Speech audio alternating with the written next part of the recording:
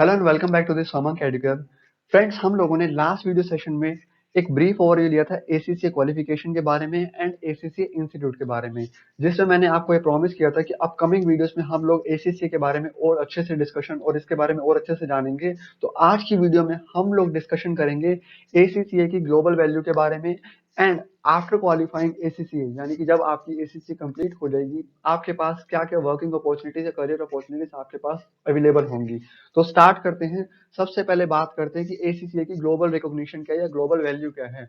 मैंने जैसा कि आपके साथ लास्ट वीडियो सेशन में शेयर किया था कि जैसे इंडिया के अंदर ऑडिट ओपिनियन एक्सप्रेस करने का या ऑडिट रिपोर्ट इशू करने का राइट सीएस को दिया गया है, सिमिलरली यूके के अंडर यानी कि यूके कंट्री के अंदर या फिर उसकी अलग सिलेक्टेड जुरिस्डिक्शन में भी वहां पर एसीसीए को ये प्रिविलेज दिया गया है।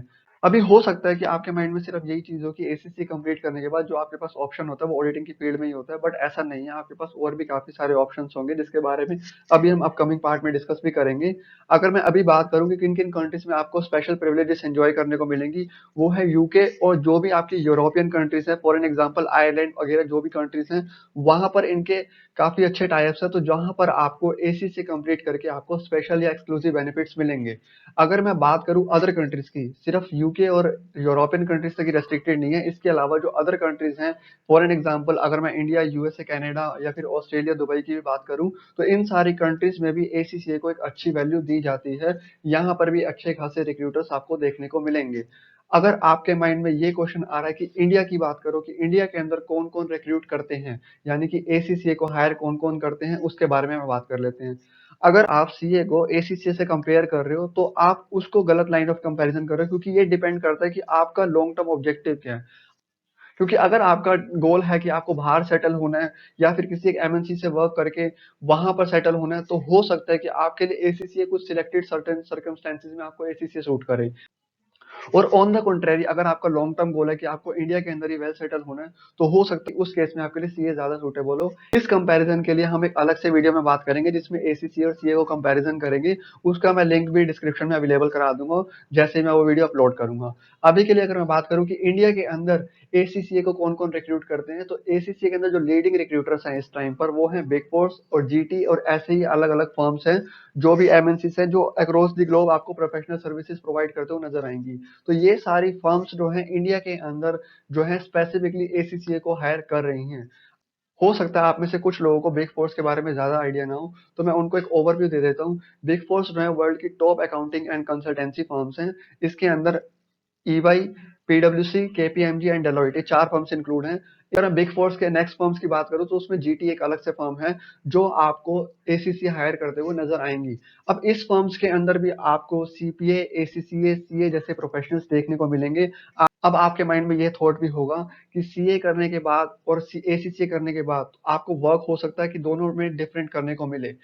हो भी सकता है और नहीं भी हो सकता है। अगर मैं बात करूं ऑडिटिंग वर्क की, तो एसीसी कंप्लीट करने पे आपको वर्क जो दिया जाएगा वो दिया जाएगा उन स्पेसिफिक कंट्रीज में जहां पर एसीसीए को एज अ प्रोफेशनल ऑथराइज किया गया है, वहां पर आप जो है आपको साइनिंग अथॉरिटी कैटर की गई है। ऑन द कॉन्ट्रेरी अगर मैं बात करूं इंडिया की, तो इंडियन क्लाइंट्स के लिए आपको सीए को प्रेफर किया जाएगा। लेकिन ऐसा जहां पर ये बात मैंने बात जो करी है सिर्फ साइनिंग की टर्म्स में बात करी है, और साइनिंग वगैरह इन फर्म से यूजुअली पार्टनर्स करते हैं। अगर मैं नॉर्मल वर्क की बात करूं तो एसीसीए, सीए या सीपीए बिग फोर्स में यूजुअली देखा जाता है कि ये पैरेलली सेम वर्क ही हैंडल कर रहे होते हैं।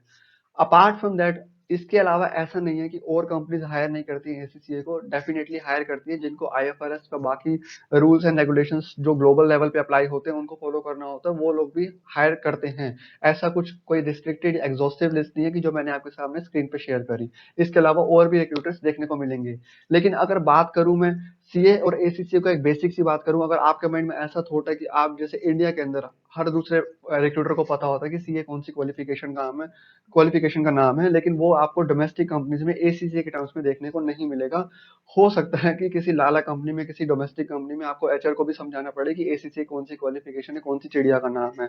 जोक्स अपार्ट, मैं एक बेसिक बात कर रहा हूँ कि आपको इंडिया के अंदर रिक्रूटर्स सीए के ज्यादा मिलेंगे लेकिन एसीसी के लिमिटेड मिलेंगे। अगेन वही बात आती है कि अगर आपका लॉन्ग टर्म गोल है, आपको बाहर सेटल होना है या फिर किसी एमएनसी में सेटल होना है, तो वहां पर आपको एसीसी कुछ डिफरेंट एडवांटेज दे सकता है। इसके बारे में एक सेपरेट वीडियो में बात करूंगा। अभी मैं बात करता हूँ कि आप कौन कौन सी डोमेन से प्रैक्टिस कर सकते हैं, यानी कि कौन कौन सी फील्ड से प्रैक्टिस कर सकते हैं। जैसा मैंने अभी शेयर किया, कुछ स्टूडेंट्स के माइंड में ऐसा थॉट रहता है कि एसीसीए करने के बाद आप सिर्फ और सिर्फ ऑडिटिंग की फील्ड में प्रैक्टिस कर सकते हैं, बट ऐसा ट्रू नहीं है। यस, आप ऑडिटिंग में कर सकते हैं, और ऑडिटिंग में भी अगर मैं स्पेसिफिकली बात करूं, अगर साइनिंग टर्म्स की बात करूं, तो आपको advantage UK and other jurisdiction से मिलेगी। इंडिया में आपको साइनिंग की टर्म्स में एडवांटेज नहीं मिलेगी। लेकिन अगर मैं अदर एरियाज की बात करूं, तो फाइनेंशियल अकाउंटिंग, मैनेजमेंट अकाउंटिंग, आपको फाइनेंस की टर्म्स में जैसे वर्किंग कैपिटल मैनेजमेंट या फिर एपी एआर की जॉब्स वगैरह जो हो गई आपकी ग्लोबल लेवल पे।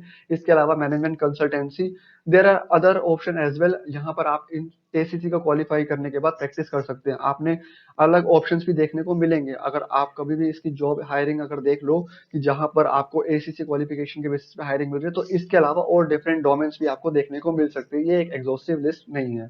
Thank you so much friends. अगर आपका इस वीडियो से रिलेटेड या फिर एसीसी से रिलेटेड कोई भी डाउट या क्वेरी है या सजेशन है, तो आप मुझे कमेंट सेक्शन में शेयर कर सकते हो। Thank you so much, please stay connected.